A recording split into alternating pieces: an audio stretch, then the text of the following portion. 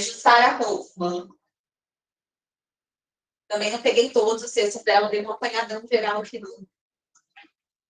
Então, ela é especialista em avaliação. Então, se aparecer lá, Jussara Hoffman, vocês vão lembrar que é sobre avaliação. Sempre os livros dela são sobre avaliação. E a teoria dela é da avaliação mediadora, não é qualquer avaliação. A outra é fala dos lados, né? Qual?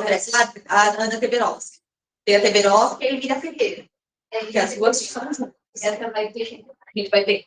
É que cai só de professor. A gente vai ver o dia 7. Aí essa daqui é sobre avaliação mediadora. Tá? Vai falar sobre avaliação. Então, para que avaliar? Avaliar para promover a um nível superior de aprendizagem. Então, a gente avalia para saber muito quando não sabe, para ampliar o conhecimento dele. A avaliação reflexiva pode transformar a realidade. Então, a gente vai trabalhar em cima do que a gente tem e transformar o conhecimento. O papel do professor é investigar, esclarecer, organizar, formar experiências significativas de aprendizagem. Esse é o papel do professor. A avaliação reflexiva pode transformar a realidade avaliada. Então, transforma a escola, transforma o trabalho coletivo em uma reflexão conjunta. Então, para ela, para a gente ter uma avaliação mediadora, a gente tem que envolver os professores, os alunos e a comunidade. Tá? Só um segundinho aí, que a Ju está mandando. Daí. Esse tá dentro, eu não mudei muito os slides que vocês já têm, tá, gente? Investigador. Lembra que o papel do professor é investigar. A gente investiga os alunos já trabalham. Nós falar que a gente tem que fazer interrogatório. Interrogativos. A gente precisa fazer um sinal de isso.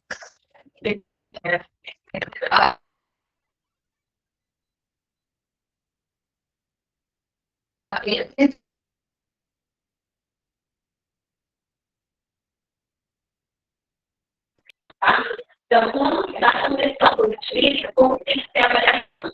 A avaliação é classificatória. Então, passou, ele sabe, não sabe. Então, é a quantidade final, que classifica. Ela está em cima da absoluta, então, a resposta exata da pergunta que eu fiz. Vamos ver do jeito que eu quero, está errado.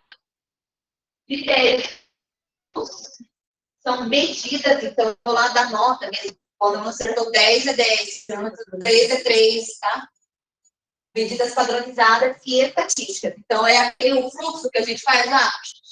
Quando vem as notas, as avaliações lá da secretaria que a gente tem que colocar lá para pôr na planilha. Então, é essa percepção positivizada, tá?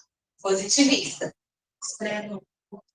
Pegam a mediadora e cobra a positivista. E aqui ela vai falar da concepção que ela pega, né, que ela defende, que é a concepção de avaliação mediadora. Então, assumir o papel do avaliador no processo educativo requer grande responsabilidade do educador, por seu compromisso com o objeto avaliado e com sua própria aprendizagem. Então, para ela, o que é uma concepção mediadora? Então, é aquela que é reflexiva, que requer observação e que propõe ações de melhoria. Então, ela não está lá para classificar o aluno, está para a gente refletir, para a gente ver a nossa prática e ver o que o aluno aprendeu. Requer observação. Você observa os alunos, não é só prova, né? Não está falando que não vai ter prova. Pode ter prova, mas não, só ela não basta. Tá? Porque, às vezes, o aluno fica muito nervoso na hora de fazer a prova e não rende tudo que ele tem na sala de aula. Só que se você observa o aluno da sala de aula, você sabe que ele sabe. Fala. Eles estão usando qual concepção para avaliar vocês? Qual concepção eles estão usando para avaliar vocês? A classificação é aquela concepção positivista. Eles não avaliam pela concepção mediadora. Avaliam a competência funcional da avaliação, porque tem agora mais. Você também é mesmo. Mas nem a capacidade de quem sabe, mais ou menos, não é isso que eles avaliam. É só quem decora, quem tem sorte. Pode ser? Por que não? Caiu tudo aquilo que eu lembro. Não, vai ser desse jeito, mas pessoal que a gente. Tem que ser certeza. Então, ó, ela fala das setas do caminho, tá? Então, já a concepção positivista para a variação mediadora. Então, vai fazer uma diferença aí, como enxergar, mas eu consigo dar conta. Então, ó, da classificação, da seleção e da seriação para a formação e promoção da cidadania. Da positivista que fala da questão reprodutora, alienadora, formativa, para uma organização, uma atividade que tenha sentido e significado. Da atividade das avaliações prognósticas, somativas, explicativas e de desempenho, essa prova, para o acompanhamento que tenha sentido e significado. Da avaliação centrada no professor, padronizada e fragmentada para uma visão dialógica, negociação, valores, objetivos e interdisciplinar. Quer dizer, meu aluno não é tão bom em matemática, mas ele é excelente na portuguesa. Aí você vai dar uma nota baixa para ele de matemática, sendo que, nossa, nas outras ele vai ser tudo bem. Ele só não pode exato. Não é injusto? Eu acho justo.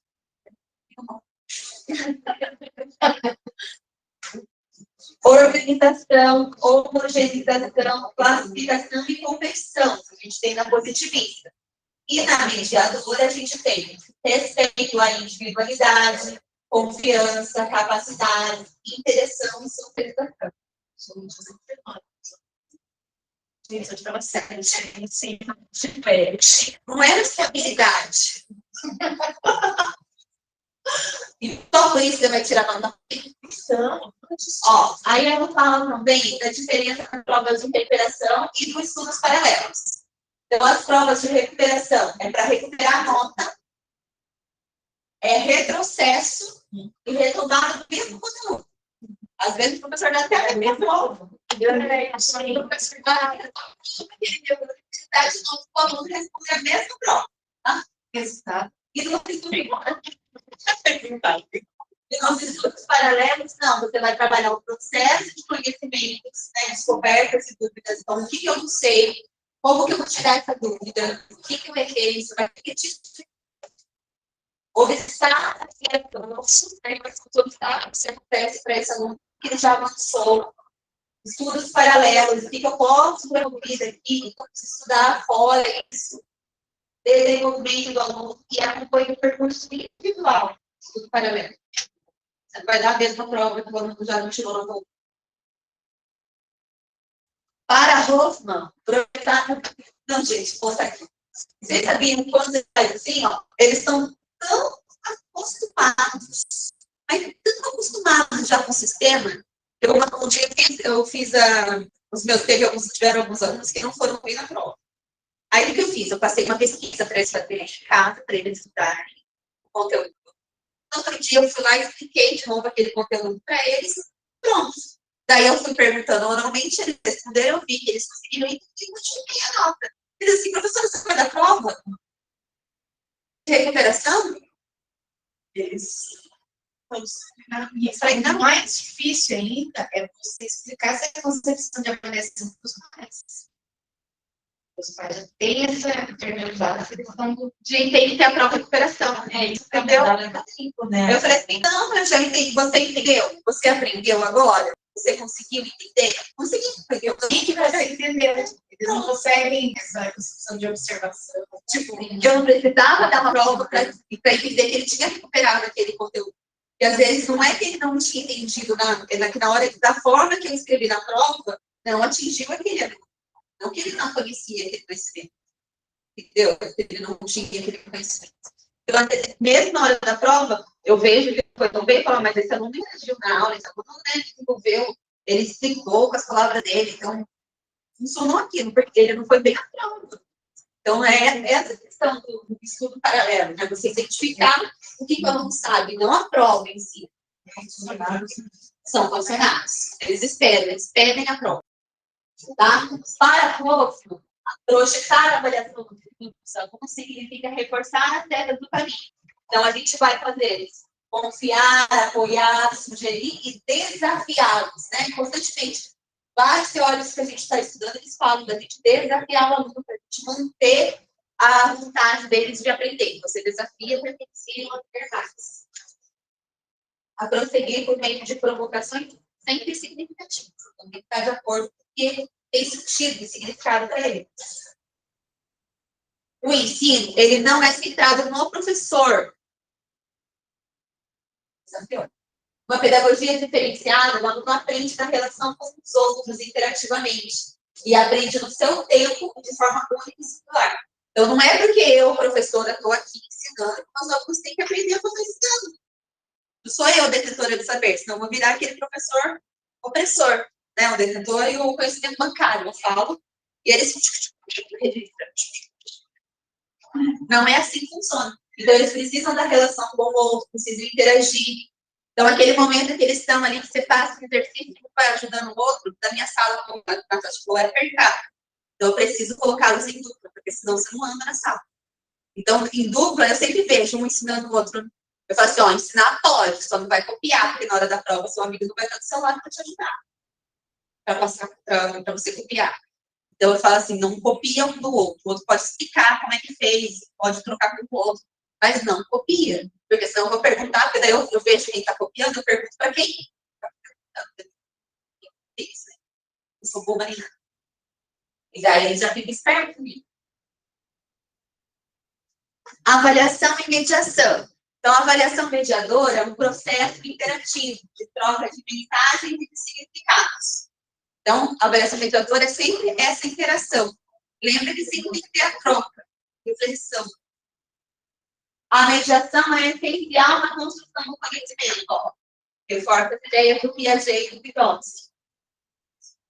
Para Vygotsky, a reconstrução é importante porque no processo de internalização, o aluno atribui sentido à informação, criando e recriando significados. Tá? Para reforçar o que a gente já viu essa semana com o Vygotsky. Para Vygotsky e Piaget, a linguagem é a mediação do pensamento. É mais para Vygotsky. A avaliação é um processo dinâmico e espiralado, que acompanha o processo de construção do conhecimento. Então, a gente vai sempre voltar nos conteúdos, né? Você trabalhou determinado conteúdo, você não vai nunca mais ver ele, ou nunca mais avaliar aquele conteúdo, você vai retomando. Né? Você retoma e aumenta um pouquinho, retoma e aumenta um pouquinho. É sempre assim que funciona. Então, ó, mediando a experiência educativa. Como que a gente faz essa parte da experiência educativa? Então, vamos falar três, ó. Ação, reflexão, ação. Busca de informações. Então, vamos buscar informações. Refletir, de novo. Interação com o outro. Procedimentos de aprendizagem. Refletir sobre si enquanto aprendiz. Será que eu consegui adquirir esse conhecimento? Será que eu preciso buscar mais? Será que eu tenho que ir lá, tomar coragem de levantar e na vez da professora perguntar? Como é que faz? Qual a dimensão do envolvimento do aluno com a atividade de aprender? Como ele interage com os outros? Então, ele pergunta, ele faz essa questão de buscar. Olha, eu entendi isso aqui, explica para mim. Como que você fez? E essa troca. E é tão legal que às vezes ele pergunta para o amigo, mas vergonha. Não pergunta para a professora. Então, vamos lá, gente. Ó, a Rosita, a educação inclusiva, faz tanto tempo que a gente viu assim, né? Mas já faz mais de uma semana. Então, educação inclusiva com os filhos inclusivos. Aí, ó, a dúvida que a gente estava lá. Muda só uma letra do é a duas, tá? A outra é Maria Tereza Egger. E essa é Egger. Vamos usar uma letra. Aí ela vai falar lá da equidade, lembra? A palavra da ordem é equidade, que significa educar de acordo com as diferenças individuais, sem qualquer manifestação de dificuldades. Se traduz em entendimento ou aprendizagem, tá? Então, daí ela vai falar da questão, eu trouxe de novo o quadro para vocês relembrarem a questão da equidade. Então, igualdade é quando eu dou a mesma coisa para todo mundo. E equidade é quando eu dou o necessário para cada um. Essa é aquela que está na escola. É. Que é a professora que fala nossa língua, a realidade. A classificação rótula de uma pessoa com deficiência é estabelecida através de uma visão médica ou matemática, na qual um padrão pré-determinado define a normalidade ou a anormalidade do indivíduo. Então, lembra que é sempre ou por teste de QI, ou é através de uma tabulação lá que os médicos e psicólogos fazem, e que tabulam, daí só se a pessoa atingiu tanto de nota lá de pontuação, ele tem TEA, se não atingiu, não é TEA, tá? Então, é sempre os padrões que eles têm lá de classificação. A gente sabe que precisa ter alguma coisa, né? Mas pode ser única e exclusivamente aquela tabelinha lá que vai definir. Precisa avaliar mesmo a criança, como que ela é no dia a dia, para a gente classificar isso, só ter os padrões. Eu vou explicar melhor para você. Quando eu fui levar meu filho para fazer a avaliação com a neuropsicopedagoga.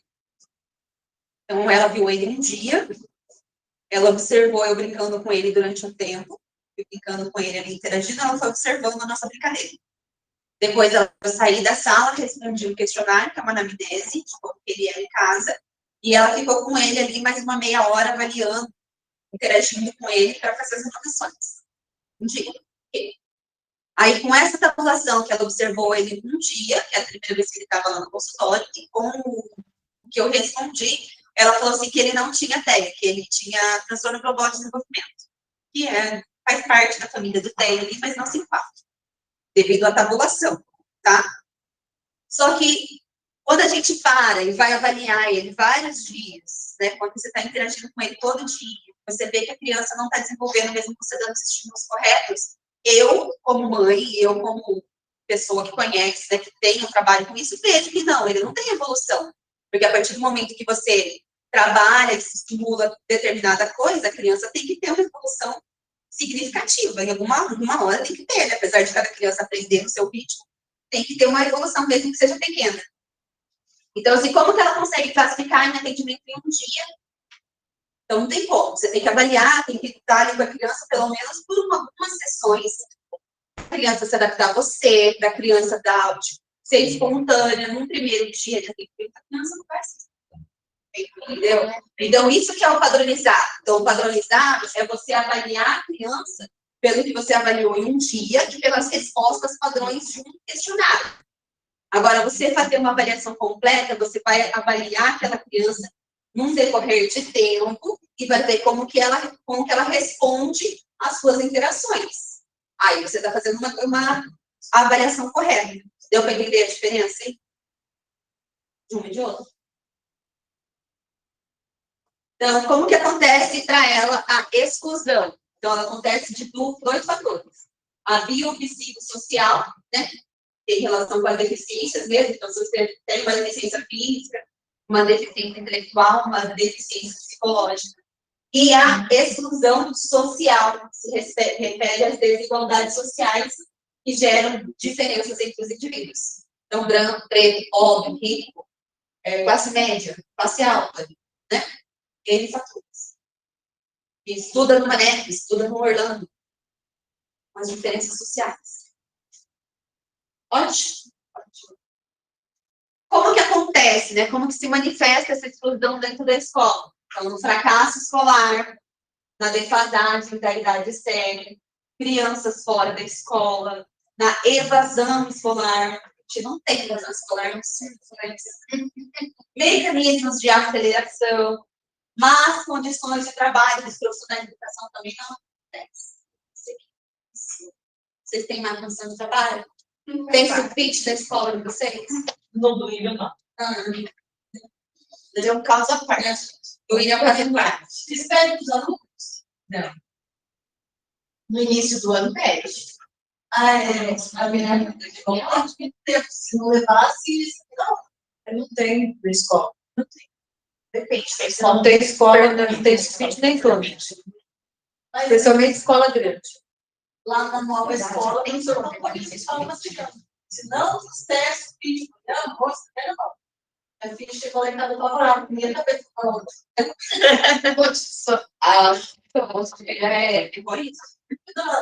É opressora, opressora. Ela não se refere, ela pegou outra base teórica que começou.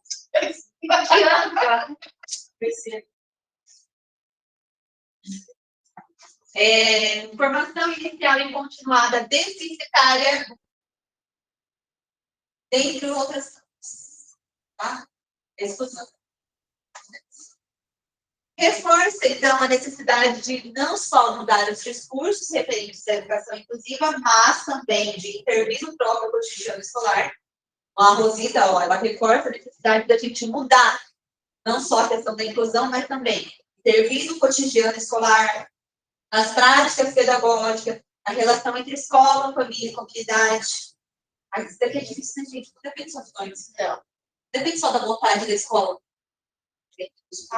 A formação inicial e continuada dos professores e nas condições de trabalho.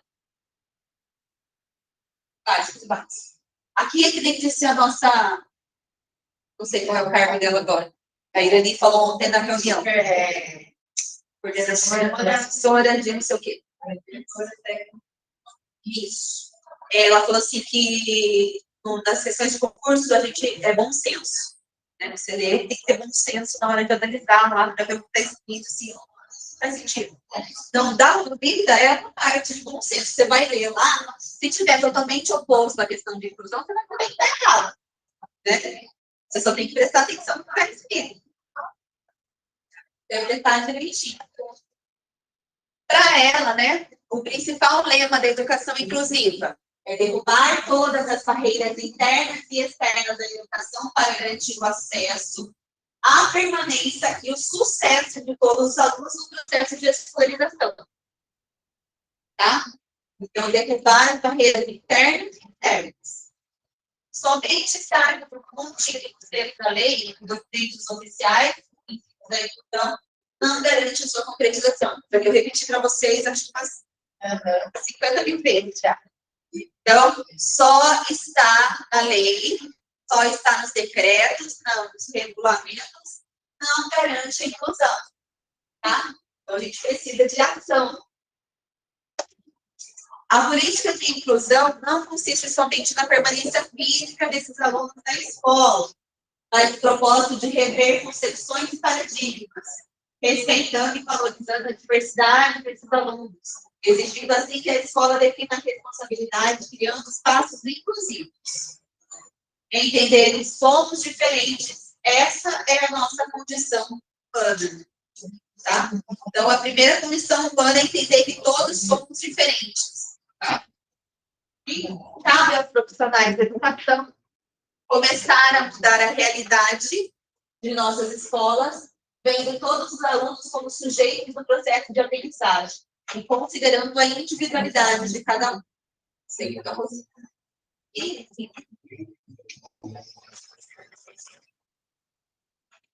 É isso, gente. Ó, qual que era os autores? Freire. Ufa. Foi isso.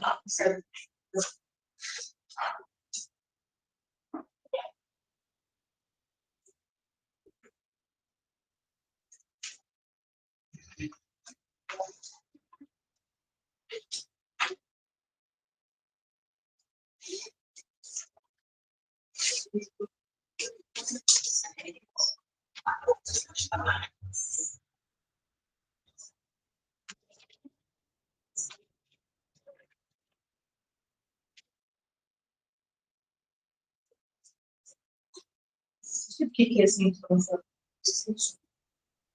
Eu mostrei a avaliação.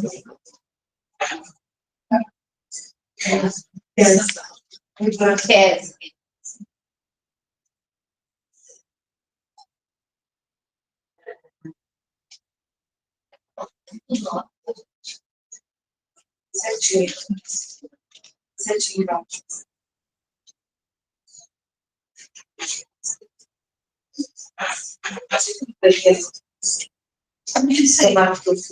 Ó, o último da revisão de hoje. Então, Zabala. E aqui a gente já tem as palavras-chave. Ó, Vou falar para vocês se está dando para enxergar direito aí. Então, dos ABA, prática educativa, função social, aprendizagem, ensinar. Peraí, que eu vou deixar.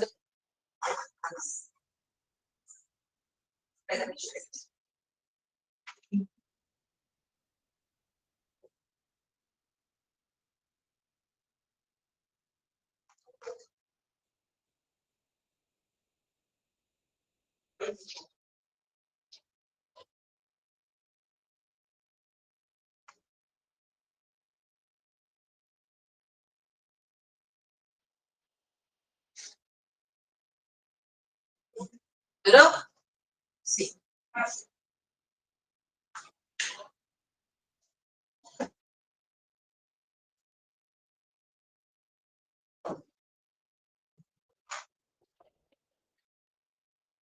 Então, essas são as palavras-chave, ó. Prática educativa, função social, aprendizagem, ensinar, conteúdos, relações interativas e sequência didática. Dos ABAL. Mas as práticas. Isso. Pronto?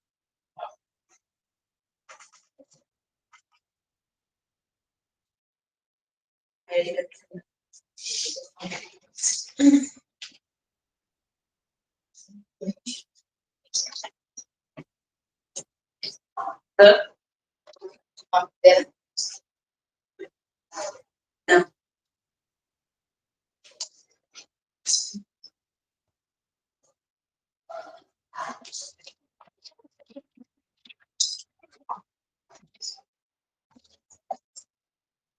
Então, ó, conteúdos de aprendizagem. Ele fala dos conteúdos conceituais, procedimentais e prático-didáticos. Então, vai diferenciar aí.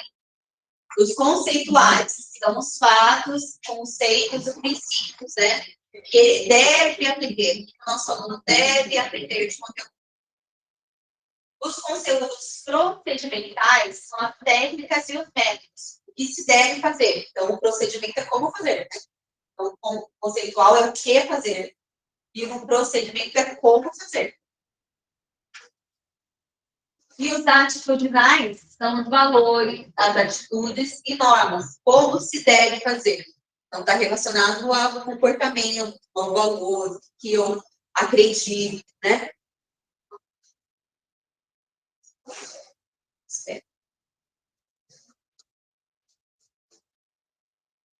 Aproveitar que o barulho diminuiu.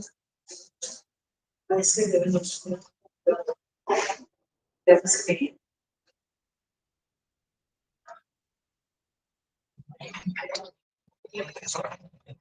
Pode.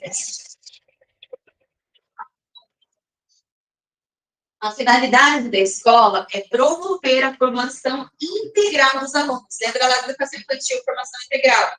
Então, é o aluno como um todo. A questão do conhecimento científico, a questão de formação humana, a questão de valores, tá? Então, todos os aspectos da pessoa.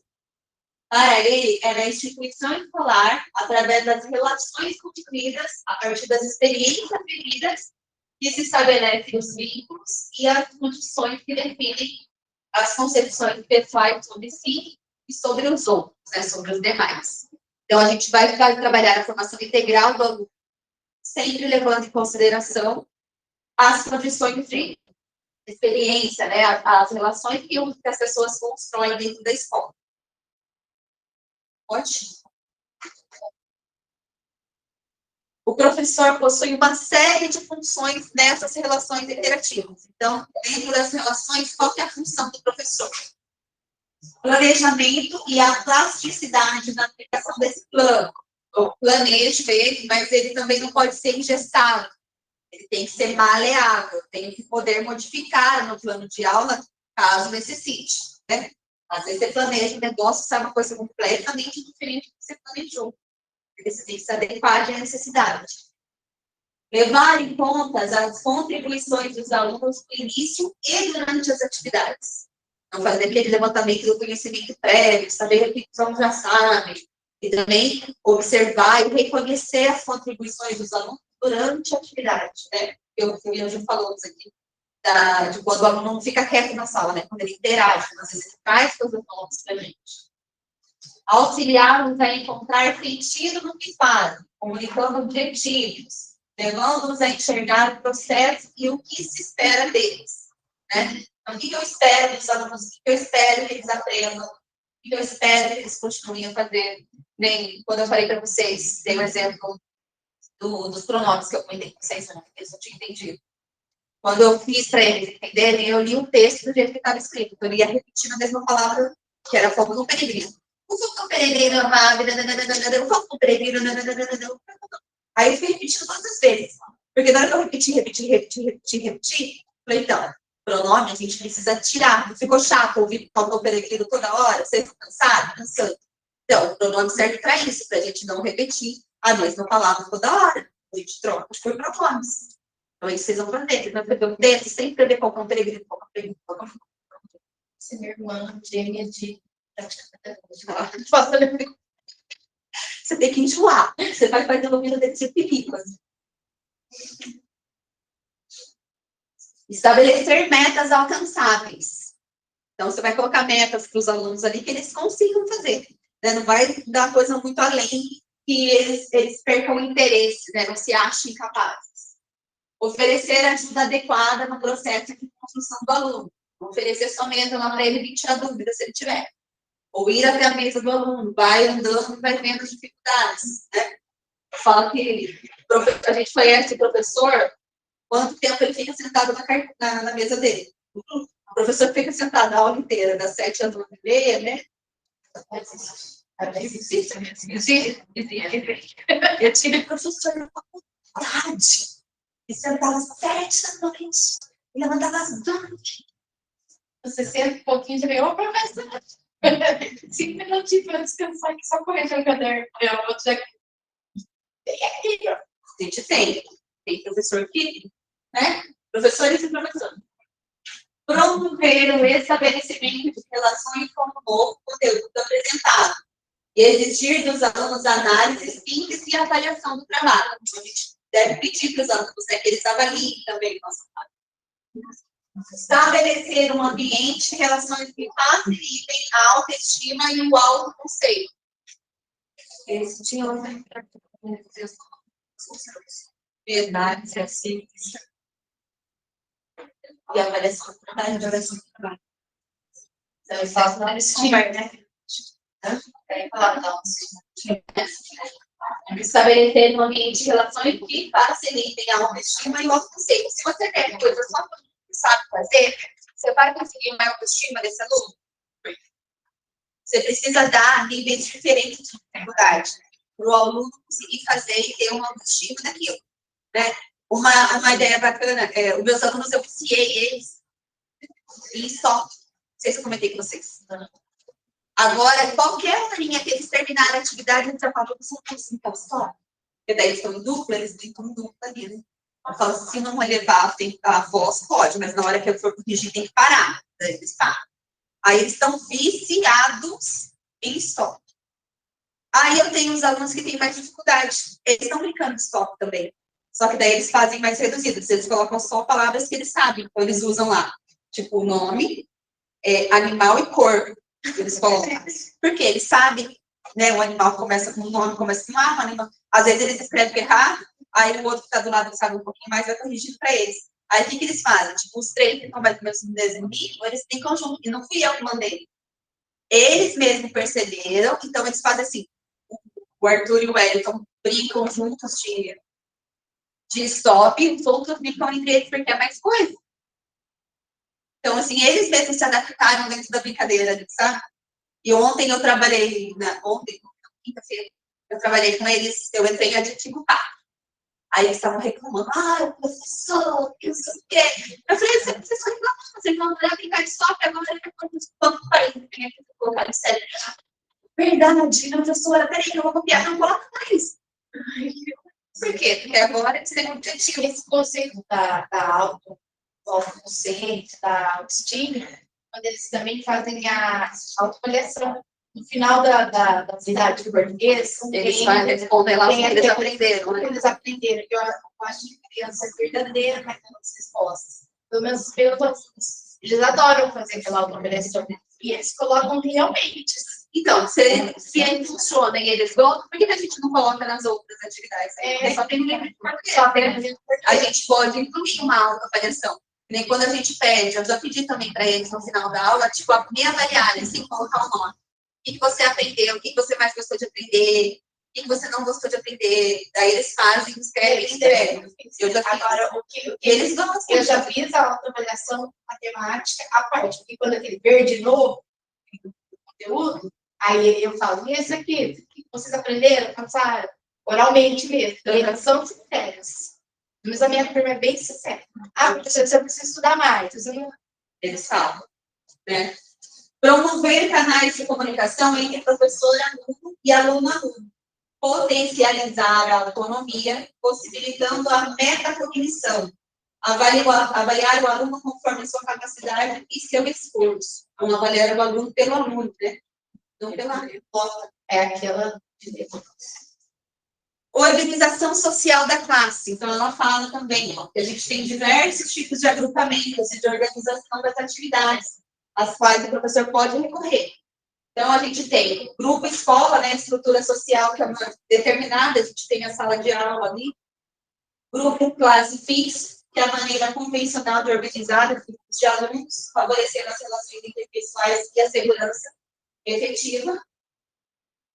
E a gente tem grupos e classes móveis ou flexíveis, que são diferentes conforme as atividades, áreas ou matérias. Existe uma homogeneidade que favorece a tarefa dos professores. Então, aqui, no sentido, por exemplo, que a gente usa o exemplo para vocês da escola da Ponte, né? Que é isso aqui que é flexível. Então, o aluno só muda de sala se ele adquiriu aquele conhecimento. Então, daí as salas ficam mais homogêneas, no sentido de que estão mais ou menos no mesmo nível. Então, você favorece o trabalho do professor, mas não a troca dentro da sala de aula. Né?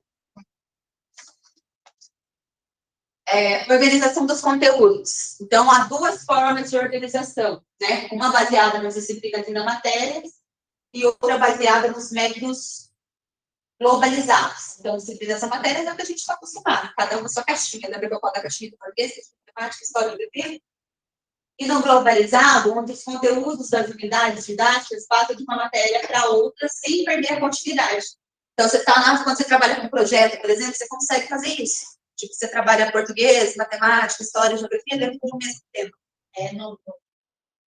Sim, se você for ver, quando a gente está no ensino de é mais globalizado. Você consegue transitar entre as... Eu dei um exemplo, a gente está trabalhando com temperatura e matemática, mas já foi para ciência. Agora, quando eles vão para o Fundamental 2, daí é mais fragmentado. Aí cada professor faz uma coisa.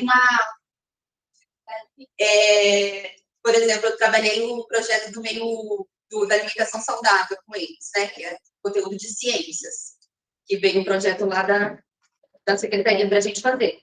Aí, só que a gente estava vendo gêneros textuais propaganda. Então, eu falei para eles fazerem uma propaganda falando sobre a alimentação saudável e a alimentação não saudável. Então, eu consegui trabalhar com os dois ali, tanto com ciências quanto com língua portuguesa. Então, você conseguir interagir com dançar com as disciplinas ali. Tanto que se você for observar também, dá para trabalhar matemática. Se você for falar a questão de calorias com eles, né, para eles fazerem um cálculo de calorias, você consegue trabalhar matemática. Então, dá para ficar. Aí você vai dar trabalhar para geografia, você vai trabalhar com cada região consome. Será que é uma região do Brasil consome mais alimentos saudáveis do que outros? Em São Paulo, será que as pessoas têm tempo de preparar a própria comida? Você vai trabalhar história, e dá para trabalhar diversos assuntos. Então, e quando eu estou falando, não tem sentido. Como eu sou só uma professora que trabalha história, geografia, ciências, português e matemática, eu consigo fazer essa manobra dentro da minha sala. Agora, no 6º ano, é um professor de português, um professor de matemática, um professor de história, um professor de geografia. Se eles não conversam entre si, né, não tem essa troca, cada um trabalha numa coisa diferente e não tem essa relação. É muito difícil até pela própria organização do horário. Né? Porque às vezes uma disciplina que você está correlata, fica difícil de você interagir, porque acabou aqui, ele só vai ter aula daqui em 3 dias. A gente, assim, quando a gente ainda sabe mais ou menos o que o outro está trabalhando, você fala assim, ó, vocês viram isso semana passada em tal matéria. A gente até associa quando a gente está lá no 6º ano, mas mesmo assim fica longe, né? Fica contido o conhecimento, tá? Ambas têm a finalidade de proporcionar os meios ou instrumentos que devem favorecer os objetivos educacionais, né? Tanto o método de disciplina quanto o método globalizado. O referencial é o aluno e as suas necessidades. Então, a gente precisa ver qual é a necessidade do aluno. Aqui vai falar dos materiais curriculares e de outros recursos, que são todos aqueles instrumentos que proporcionam ao educador referências e critérios para tomar decisões. Então, como que eu vou fazer, como que eu vou trabalhar com o aluno, que tipo de recurso eu vou precisar. E a avaliação é o processo-chave de todo o processo de ensinar e aprender. Sua função se encontra estritamente ligada à função que se atribui a todo o processo. As propostas abertas favorecem a participação dos alunos e a possibilidade de observar por parte dos professores. Oferece oportunidade para acompanhar todo o processo e, portanto, assegurar a sua idoneidade. Né? Você não vai avaliar o aluno porque você gosta da cara dele ou porque você não gosta da cara dele. Né? Você tem que avaliar o processo. O que foi? O que aconteceu? É aluno que você pega... Foi que eu peguei, eu contei para vocês já, aluno que falta. Aí, no dia da prova, eu mandei o pai assinar por causa da nota dele nem tão ruim assim, sabe? Ele ainda conseguiu tirar um 6 lá. Mas ele foi, daí o pai não assinou a prova porque eu não tinha dado aquela matéria. Não é porque o aluno faltou no dia, é porque eu não dei. Dá um nervo, né, gente? Dá um nervo na gente. Consegue colocar um pai, a criança. Então, você quer subir a terra com o aluno, mas você não sobe porque o aluno tem culpa. Quem tem que acordar um aluno de 10 anos para ir para a escola? A mãe. Tem vergonha nenhuma, né? Não dá pra... É isso. Tudo bem, gente? Qual que você acha difícil? Não, eu acho difícil. Associar Ó, que ele fala. Para mim, às vezes, assim, estudo parece que você consegue organizar, né? Vai apresentar como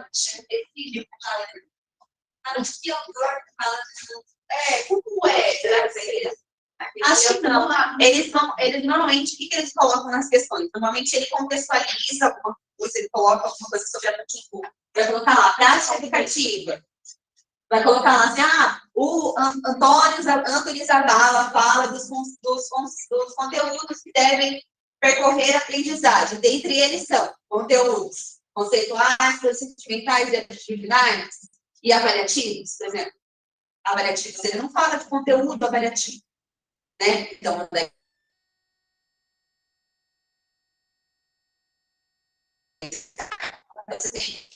pensando nisso. Ana falou. Sarah Coleman, O trabalho sempre tem isso para você.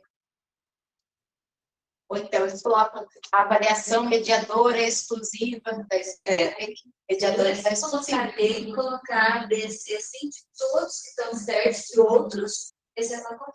Esse é o problema. Esse é o segundo coloca esse nome. Pois é, mas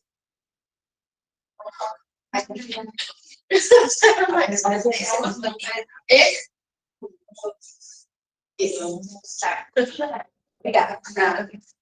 Certo, gente? É isso. Tem simulado lá. Tem simulado do Piaget, do Vygotsky, do Valor, não. 25 questões. A Natasha falou assim, ela tinha colocado 10. Aí eu falei, Natasha, tá pouco, tá perto do concurso. Mas falar, eu já que eu colocou 10, eu já vou colocar 10. Coloquei até vou colocar 5.